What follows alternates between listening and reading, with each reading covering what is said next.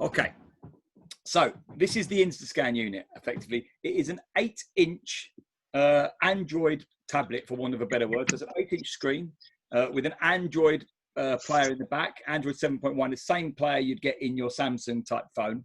And effectively, it's got, I'm just going to mute everyone for now.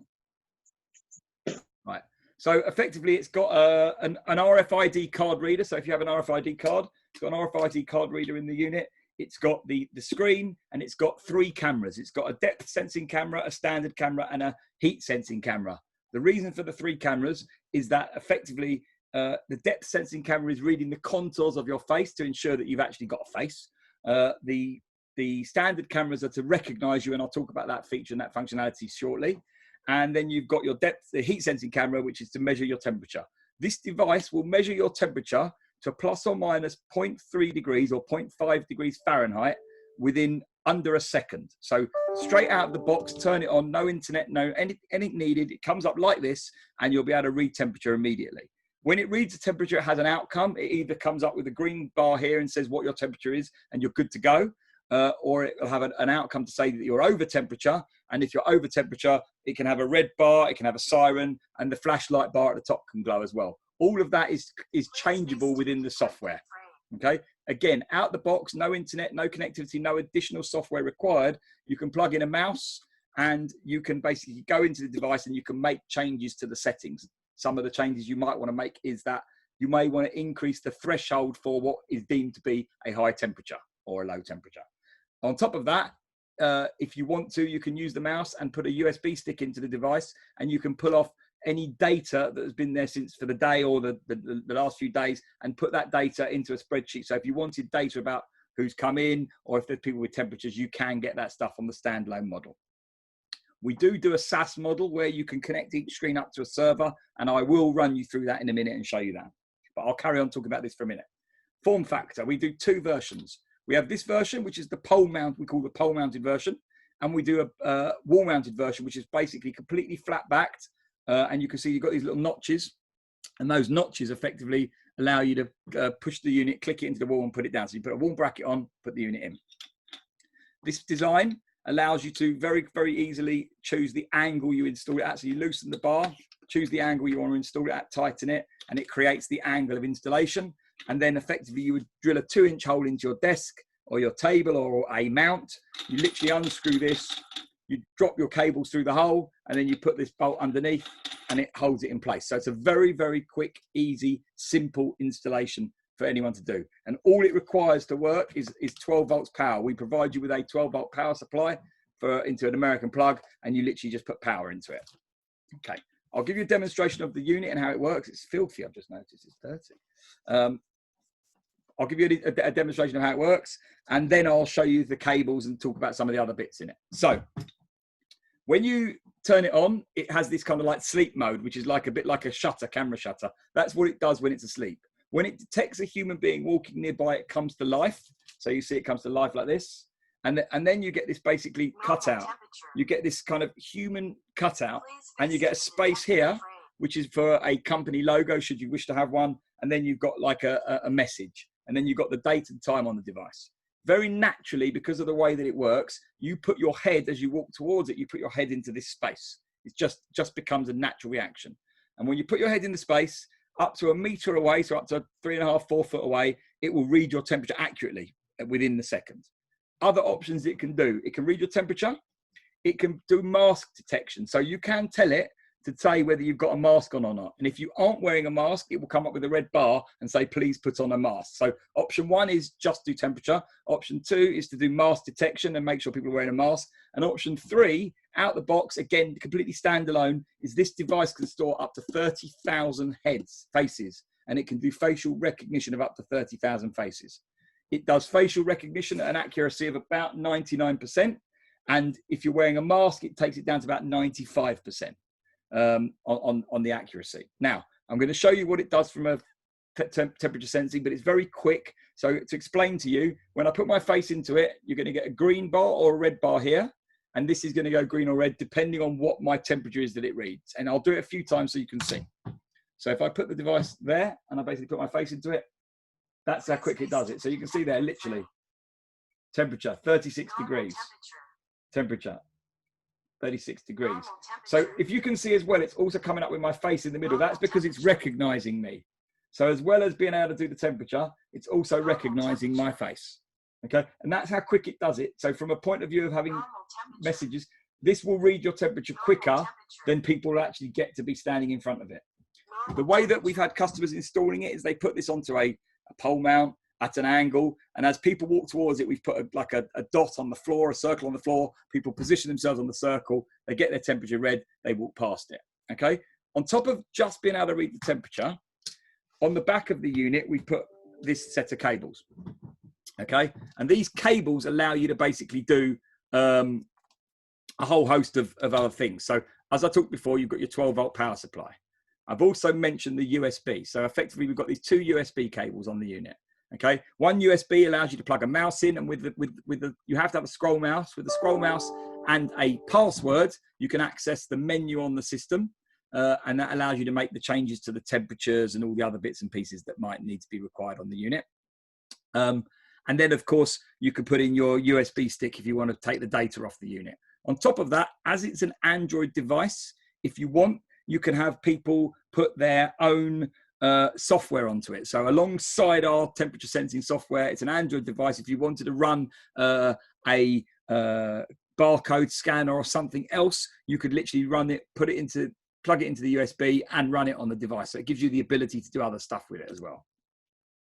On top of that, and I'll talk about why you would do it in a second, but you're allowed to do, you can have it connected up to the internet if you wanted to for date and time and being able to access data or to use our SaaS model. It's got built-in Wi-Fi, but it's also got Ethernet. So if you want it to be completely secure, you can take it on Ethernet and not go onto the Wi-Fi network at all. And then the final four cables here effectively are the way that the unit will interact with other equipment and other hardware. This one here, for instance, is a standard I/O connector. It's an on-off switch, for want of a better word, and it allows you to basically turn on or off the lighting, or to create a buzzer, or to create an audible sound or a vibration based on the outcome of a temperature sensing. So if someone comes in and they've got a fever and they're over 97.x degrees, all of a sudden this will pop up and turn on a light. So you can add that as an external feature on top of the features on the unit. It's got RS-232, which means that the device can talk to other computer devices. And if you're using the RFID card, or if you're using the facial recognition and it's said that this face is ID number 10002, the moment that you plug it into the RS-232, you can pump out the face or the card or both numbers out into another device. So if you've got a system running that can hear the RS-232 codes, then you can take those codes. And the final piece of the jigsaw on the connectivity is the WeGAN inputs. So these basically are standard access control communication ports. So if you're running the keycard gates or turnstiles or doors, then they use either WeGAN 26 or WeGAN 34, the two standards, and this device will pump out the information required to open those gates, those turnstiles, those doors, etc. So that kind of gives you the idea on the device itself. And what I'm going to very, very quickly do before I pass it over to questions is I'm going to show you the back end system that we have to be able to talk to the Instascan device. So I'm just going to share with you my screen. And you should now see the screen, hopefully.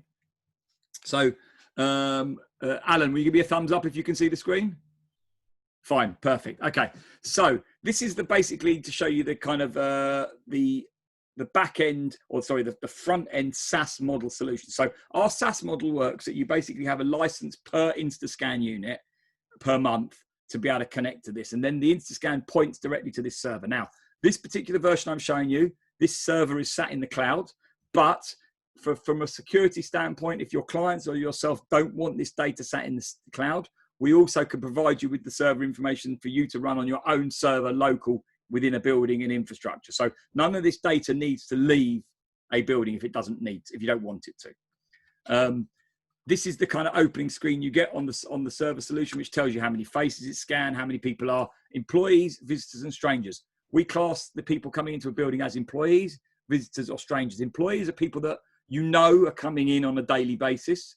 Visitors are people that would be coming in for a one-off trip. So someone coming in to see Alan would go and sign in and they become a visitor. And strangers are people that it just doesn't recognize. Okay. Once you've got that information, you can then use our attendance system. So if you're using it in a factory environment and you've got people that are meant to come in at 9 and leave at 5, they can come in. When it scans their face, it says, James has got here. It's 5 to 9. He was on time. Or James arrived at 10 past 9. He's late. So you can get this kind of attendance report, which would pop up in this space here. And then you've got the device control. So from a device control perspective, I can show you here. This is kind of like the back end system on the device control. So I can literally go into the device I was just demonstrating to you, and I can show you here that this is the unit I was on. Say, for instance, I turn on mask detection, and then I go to the device and put my face into it. Now you should see that, you should see now that it comes up and says, that's my temperature. It says no entry, please wear a mask. So it's coming up on the screen with please wear a mask. That basically, if I put a mask on, just to finish the demo, cover my eyes. There you go. I put the mask on and then do it. Now you should see that it's read my temperature, but I'm okay to go through. It's now I'm a stranger. It doesn't recognize me in that instance. Oh. Normal temperature. Okay. So that's giving you an idea of basically it going through the system and allowing you in when you're wearing a mask. So that gives you kind of like the different sides of things on that. On top of that, you get the ability to be able to control the device from a power perspective. So you can go into, if you had loads of devices, you'd be able to go onto them and you'd be able to set them up to be to do reboots and update the software, etc. You can even do this kind of thing. So if I click on refresh here, I've just unplugged the power. Hold on 1 minute. I'll unplug the power. It'll do it. It'll reboot in a minute. So you'll see how quickly actually it comes back up. So I'll leave it running like this. But effectively, if you go onto this unit now and have a look at the device management, you'd see that it's off. So it's come and said it's offline because it knows. So I just pulled the power out of it. And all of this is kind of live. I'll talk you through the other stuff behind the scenes while I'm waiting for it to boot up. Pass management. So this is actually showing you all of the different scans. And these two at the top are showing you that I came in, but I wasn't wearing a mask. So it's actually logged that I came in and wasn't wearing a mask here. And there's the ability within the system to actually log through very easily. It will actually log through and send you an email if there's an exception to the system as well. So just a bit what was I about to show you? I was about to show you on here the ability to be able to show you what's on the screen. So again, now that it's connected, in theory, that's showing you exactly live what it can see. Should be able to see you guys. So there you are on the screen there. So it basically gives you the screenshot system within the software, the ability to change the logos and all that kind of stuff. And then from the pass management, which I started to show you, you're able to get into the system and see who's come in, what scans have happened. You can blacklist people, so you can say that they must never be able to come in. You can do the personnel management. So this is where you manage the employees. So the people and what their codes are they allowed in, are they not allowed in? And you can have all your staff in here from a timing perspective. And the attendance side of things is where it allows you to basically set a work shift for a group of people and then see whether they come or go. On top of that, one server you can have different businesses. You can have multiple companies linked to that. And as I said before, you've also got the ability for the unit to send emails out to recognize people within the system. So this kind of gives you a back-end view of the software. I'm going to stop sharing my screen now. You're going to all become big, and I'm going to unmute you all and ask you basically if there's any questions you guys have got. So how does that help the facial component of keeping that data with respect to HIPAA, PHIPAA? How do you handle that? So first of all, first of all, when we sell the device, it comes as a device that is just for thermal management. So the device itself and the facial recognition thing is just disabled. And the reason why we did it that way was because even in the UK, we're not allowed to use facial recognition unless you've informed the people that you're doing it. So from a security perspective, obviously the unit can be completely standalone, or you can keep it within your own structure. So you're able to control your own data. You can tell it to run but never store a face. you can tell it to treat everyone as a stranger. You don't have to enable the facial recognition. And what we've been advising our customers and what we've helped when we're talking to their own legal departments is we can only tell you how it kind of does that transfer, how it does the communication, where it stores it, and then it's up to the different people. And we've noticed it's completely different all over the world, how people handle that level of data. In the UK, for all my employees, whilst everyone was on furlough or whilst my factory was closed, we basically updated our employee handbooks, and we said that when you come back to work, we will be reading your temperature, and we will be taking photos, and we will be storing it. If you're unhappy with that, you can sign that you don't want to do that, and then we will create a different way for you to sign into the building. And of course, that way of signing into the building becomes a little bit more of a pain in the neck for the employee. So eventually, unless they've really got something to hide, they all accepted. You didn't give me that option. You told me I was going to get fired. Well, that's because I. But no, at the end of the day, what we have noticed with pretty much all of the companies we're working with is that the world has changed, and a lot of this is becoming a necessity rather than not. The other thing with the HIPAA compliance was that you have to, certainly again in the UK, we have to have a good reason for doing it in the particular way that we are doing it. So from our perspective, the staff were having to pull one of the thermal guns at someone's head, point the gun, and then record the temperature alongside the person's name in a book that was left by the unit. So actually storing the temperature of the person alongside the name was less secure in the older version than in the newer version, hence the reason why we took it to that level. Right. Does that answer your question at all? So if I just want to do a pass or fail and not keep the person's record, I could do that as well, though. Yes. Yeah. If that's how it comes. So out the box, it comes exactly like that. Out the box, it comes and it just looks at the face to make sure you're a human being. And at that point, it tells you what the temperature is, and it doesn't care whether you're a stranger or not. Got it. Handicap. How do I manage that with this solution? So somebody comes up in a wheelchair, it's pointed up. So we've only had one customer where they've addressed that by having units at different heights. So they've actually had multiple units.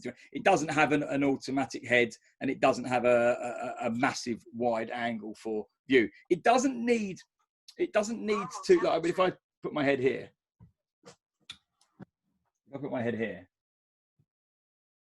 hang on.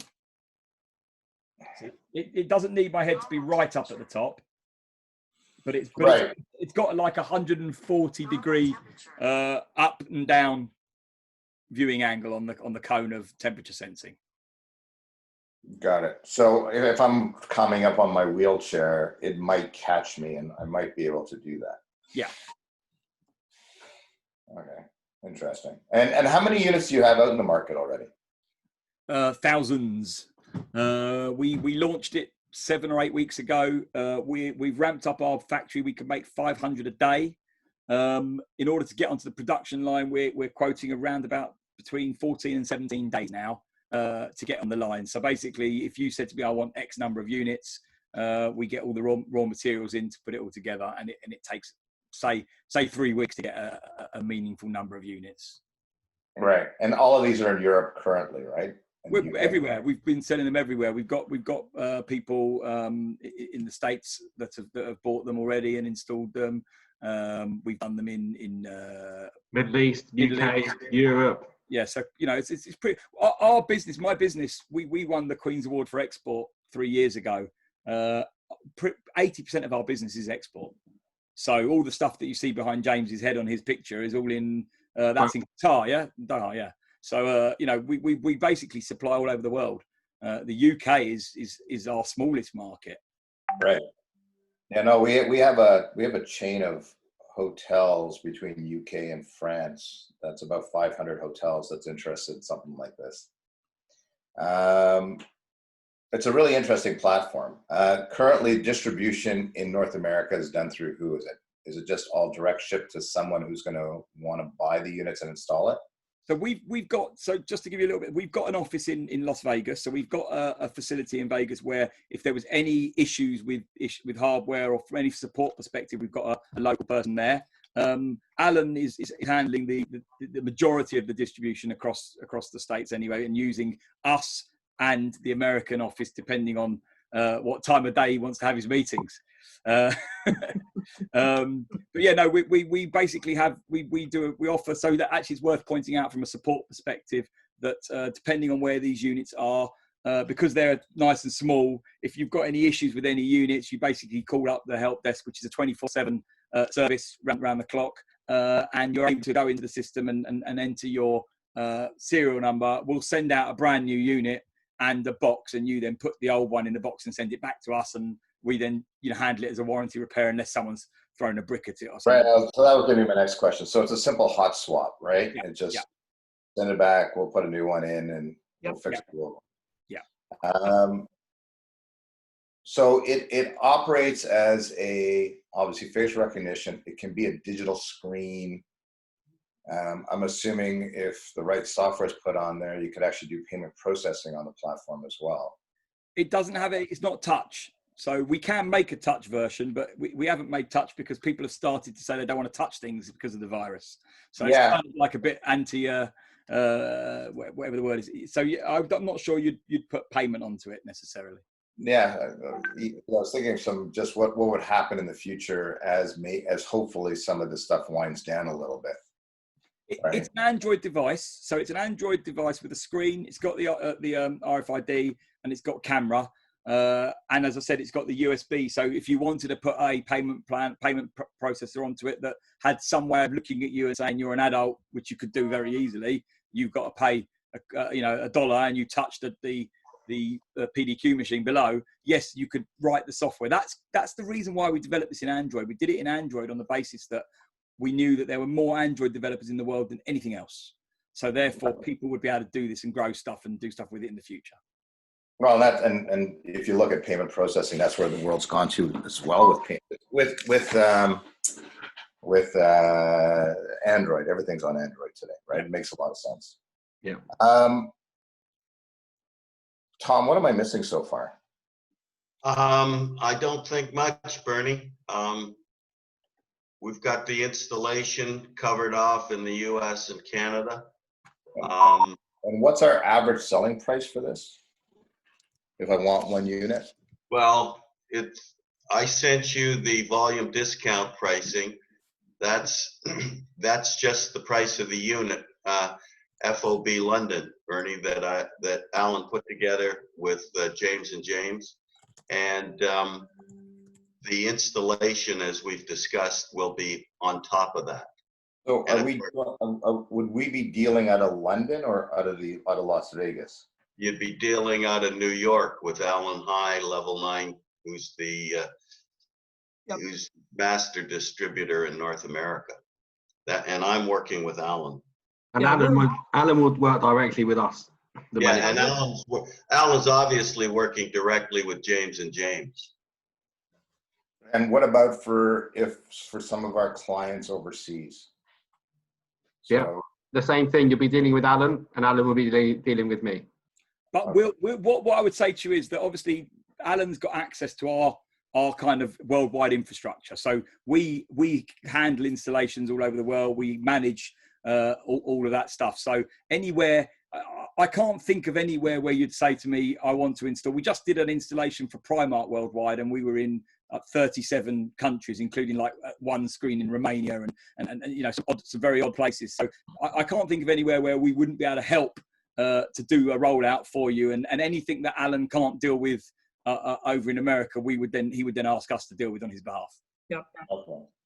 Just to give you an idea, Bernie, we've one of the oddities of this product is the shipping costs from the UK to North America. If Esprit control the shipping, it's more expensive than if we control the shipping. So over the last week or two, we've been taking control out of the shipping component, mostly to save the customer money than anything else. It's just the realities of the shipping infrastructure right now, and with all of the carriers, with the PPE, those prices are very much in flux. But that's the kind of things we're doing. We're adjusting, our business operation to maximize the cost savings for the customer. So those are the sort of things we're doing right now with Esprit. All right, definitely very interesting. You guys know anything about us and what we're doing? No, but I'd love to know. So Tom and I know a little bit know each other from digital signage as well. And I run a company called Alliance Financing, which is my day job. As Ben